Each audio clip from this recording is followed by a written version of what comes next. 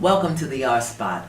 I am Iyanla Vanzant, and today I want to ask you a very challenging question. Who's responsible if your heart gets broken? If I had $1, just $1, for every broken heart letter I've received over the past 25 years, I promise you I would be a wealthy woman. I have heard everything, and I do mean everything, from men, from women, young people, old people, about how their heart was broken, wounded, stomped on, smashed, and destroyed as a result of a betrayal or a breakdown in a relationship. More often than not, these people will vow or attempt to never love again. Sometimes they engage in a pattern of bad behavior, extracting revenge from others for the pain they've encountered. Some run from relationships, and others run in and out of relationships, anticipating more pain. They dip their toe in, and then they jump out before anything bad can happen to them again. Now, from what I have heard, relationships can be nasty, dangerous places where your heart and your dignity are at stake. Or is it that your heart and dignity were on shaky ground when you went into the relationship? And what happened was that your beliefs and expectations were validated. That brings us to our question today. Who is responsible if your heart gets broken? So, take a breath, a deep breath, and let's dive into this one. I want to lay out some basic laws of life and principles of the universe in which we live. We are always creating our reality, even when we don't know that's the case. There is a law of cause and effect that operates at all times and impacts everyone. This law says, mind is the cause of everything. So, whatever you hold in your mind will create the effects you experience.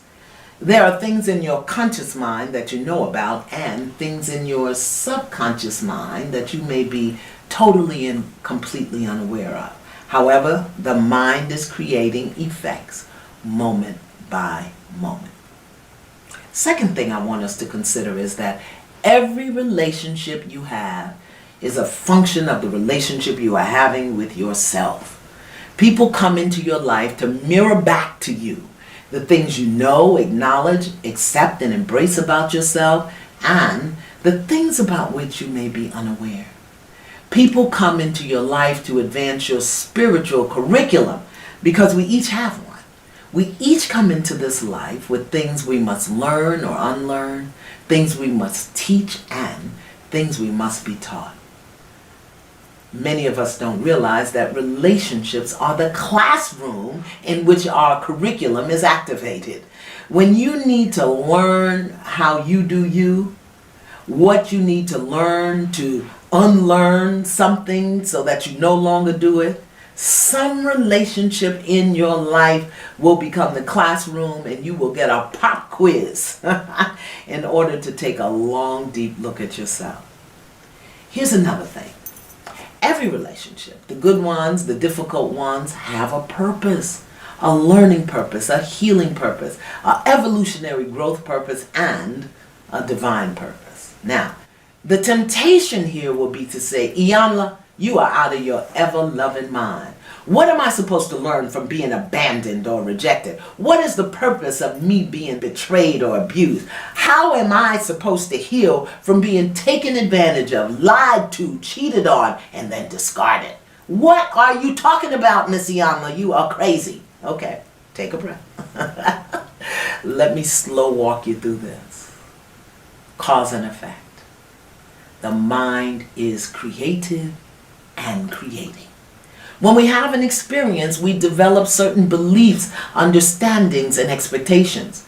When we have an experience, we respond based on our history, our learnings, our conditionings, our programmings, and our perceptions. Once we have an experience, we take those beliefs, understandings, expectations, that history, those learnings, our programs, and perceptions into every new experience. Some we are aware of, and others we do not know exist in our mind.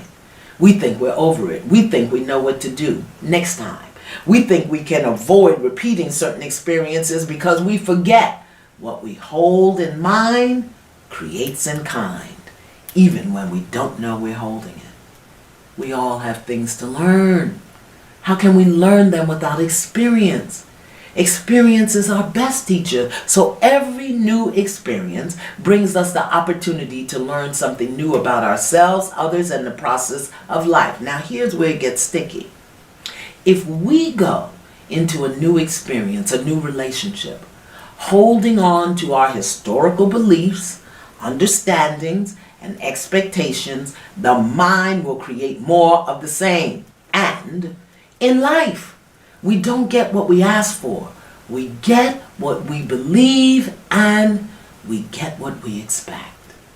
If you've been cheated on, lied to, betrayed, abused, abandoned, there may still be a part of you holding on to that in your mind, and you may be totally unaware of it. Then all of a sudden, bam! With all of your good efforts, all of your promises to yourself, all of your attempts to be careful and cautious, before you know it, you will find yourself right where you were before. Now, it's not punishment. It's not to say you weren't careful. It's not even that the other person is a low-down, dirty dog. It is that there is an experience, a belief, an expectation being held somewhere in your mind that is recreating itself. And your mission, should you choose to accept it, is to root that cootie out and put an end to the pattern. Yes, the pattern. We all have patterns. The things we do, the things we avoid, the way we operate in life unconsciously, that must be changed in order for us to have a new experience. When we are not aware of our patterns, and when we spend more time examining what was done to us than we do exploring how we participated and responded, we will misidentify the pattern that brought the experience to us in the first place. Please, please remember that your mind is creating moment by moment, and what is being created is a function of what is being held and hidden in your mind. So, whose responsibility is it if your heart gets broken? Beloved, it is your responsibility. Not because people behaved badly, not because people lied to you, cheated on you, took your kindness as a sign of weakness. It's not your responsibility for the experience that broke your heart, but it is your responsibility to choose how you will hold and how you will respond to the way people have behaved in your life. Please notice here, I am speaking to responsibility, not blame or fault. I'm not even talking about the other person and what they did or did not do. I'm talking to you about your ability to respond. Responsibility, your ability to respond productively and powerfully to the experiences that come in your life to teach you more about who you are and who you are not. Responsibility, your ability to respond to a cheating lover, a lying friend, a dysfunctional parent, an ungrateful child, and a nasty coworker. Responsibility, your responsibility to learn what you need to learn, teach what you are equipped to teach, and move beyond your broken places to up-level your beliefs and expectations about what is and what is not acceptable in your life as a function of who you believe you are. Here's an example. Now, I just saw this a few weeks ago on Greenleaf, a new show on the OWN network. Listen, I get a lot of lessons and teaching material from watching television. Now, Greenleaf is a show about family secrets and the shenanigans that go on in the church. Noah is the chief security officer at the church, and he's engaged to marry Isabel. But his childhood sweetheart, Grace Greenleaf, she came back to town after a 20-year absence. Now, Grace asked Noah to help her uncover the family secrets, so they were working closely together without ever mentioning their past relationship. That means there was no closure, but we're going to talk about that later. Now, Isabel was suspicious. She had an inkling that Grace and Noah were still attracted to one another, but she believed in and trusted Noah. Well, one night, actually 2 days before the wedding, Grace and Noah did it. That's right, they hooked up and spent the night together. The next day, they walked around like nothing had happened. But after Noah told Isabel what he had been working on with Grace, Isabel went to apologize to Grace for being suspicious of her. In that conversation, Isabel had some kind of woman's intuitive experience, and she left Grace and went right back to Noah and said, "Did you sleep with Grace?" Now Noah didn't answer, which was the answer. Do you know what Isabel did? She called the wedding off right then and there on the spot. She said, "No, I will not marry a liar," because he didn't say anything, and sometimes not saying anything is the lie, you know? Anyway, was her heart broken? Absolutely. Did she feel betrayed by Noah and by Grace? You're darn right she did. Did she weep and cry? I don't know, because they didn't show us that part. But what Isabel did do was take a stand for herself. She called off the wedding the day before it was supposed to happen and packed her clothes and left Noah. Now, do you know how many women would have never done that? Would have never taken that stand? And the bigger issue is, do you know how many women would have had the inkling and never even asked the question? Do you know how many women would have continued with the plan, with that inkling in their being, ignoring it, denying it, because they didn't want to be embarrassed or disappoint the guests or let the cake go to waste? Yes, Izzy, she took a stand for herself. She stood in the heartbreak, and she did what she knew was right for her and Noah. Well, he just stood there because Izzy told him, "Don't call my name. Don't even call my name." So here's the lesson. People are going to do what they do. I always say that human beings are crazy as hell, subject to lose their mind at any given moment, just like me. And all we can control at any given moment is how we respond. People lie, people cheat, people steal, people abandon, people reject you, and all of that is heartbreaking. It's gut-wrenching. And you still get to choose how you will respond. You can stay and wallow in it, or expecting more of it. You can try to figure out why it happened, why they did it, and how you can avoid it in the future, or you can take the blow. Pray to discover your lesson.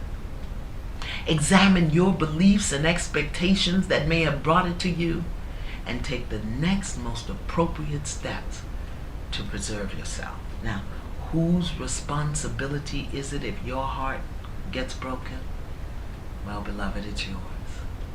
How you respond, what you choose, what patterns you engage, what beliefs you reinforce, and what expectations you develop and hold on to are your responsibility, because that will determine what you create next time. Finally, never blame yourself for what someone else chooses to do or not do, but look for your patterns and your lessons. Look for your responses to repetitive experiences.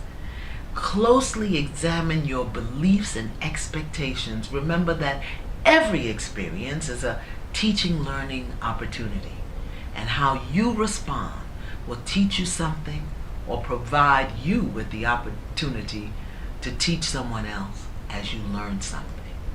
Always remember that the law of cause and effect is always operating, and what you expect is what shows up. You must seek and find within yourself the cause so that you can have better effects.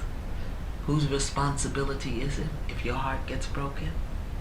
Not for what they did or didn't do, but for how you respond. It's your responsibility.